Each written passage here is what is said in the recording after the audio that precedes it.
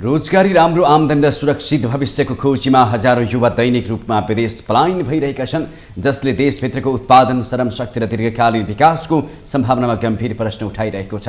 तर अब भने देश महत्त्वपूर्ण मोडमा उभिएको छ। विद्यमान चुनौतीहरूसँग देखिएका सम्भावनालाई सही नीति र नेतृत्वले भोलिका लागि अवसरमा परिणत गर्नुपर्ने बेला आइसकेको छ।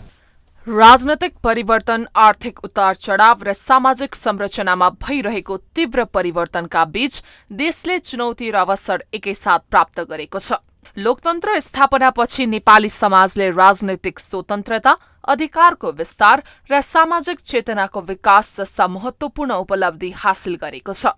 तर पनि अझै बेरोजगारी, राजनैतिक अस्थिरता र सामाजिक रूपान्तरणका जटिल प्रश्नहरूसँग जुधिरहेको छ। राजनैतिक दृष्टिले हेर्दा हरेक 10 वर्षमा ठूलो परिवर्तनको सामना गरिरहेको अनुभव हामीसँग छ। राजतन्त्रको अन्त्य, संघीय लोकतान्त्रिक गणतन्त्रको स्थापना र संविधान कार्यान्वयन जस्ता ऐतिहासिक घटनाहरूले राज्यको संरचनामा व्यापक परिवर्तन ल्याएका छन्। जनताले आफ्नो प्रतिनिधि छान्ने अधिकार पाएका छन्। संघीय संरचना मार्फत स्थानीय तहसम्म अधिकारको विस्तार भएको छ। तर राजनैतिक दलहरू बीचको प्रतिस्पर्धा कहिलेकाहीँ स्वस्थ बहस भन्दा पनि सत्ता संघर्षमा सीमित भइदिँदा जनताले अपेक्षा गरे अनुरूपको परिणाम देख्न पाएका छैनन्। आर्थिक रूपले हेर्दा पनि अहिले देशको अर्थतन्त्र वैदेशिक रोजगारीबाट आउने विप्रेषणमा निर्भर रहनु परेको छ भने अर्कोतर्फ औद्योगिक विकास निकै कमजोर अवस्थामा छ।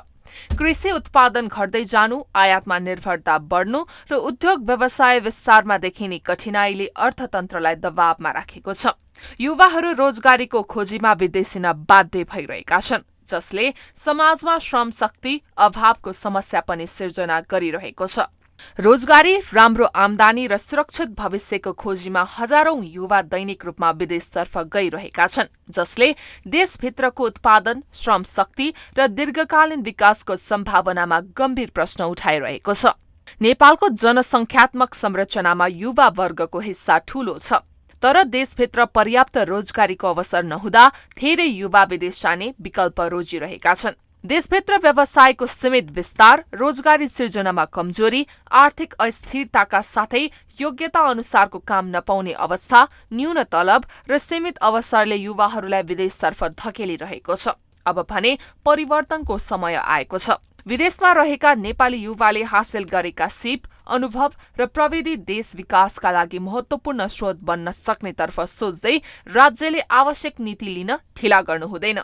राज्यले उचित नीति बनाएर उनीहरूलाई देशभित्र लगानी, उद्यम र नवप्रवर्तनमा सहभागी गराउन सक्यो भने यही पलायन सम्भावनामा रूपान्तरण हुन सक्छ। विदेशमा आर्जन गरेको ज्ञान र पुँजीलाई उत्पादनमूलक क्षेत्रमा लगाउन सकिएमा देशले ठूलो लाभ लिन सक्छ। युवा पलायनलाई पूर्ण रूपमा रोक्नु तत्काल असम्भव छ, तर यसको प्रभावलाई सकारात्मक दिशामा मोड्न सके देशको भविष्य उज्जवल हुने कुरामा दुई मत छैन। नयाँ सरकारले यो कुरामा ध्यान दियोस्। माउन्टेन टेलिभिजनका लागि अर्थ राजनीतिक ब्युरो।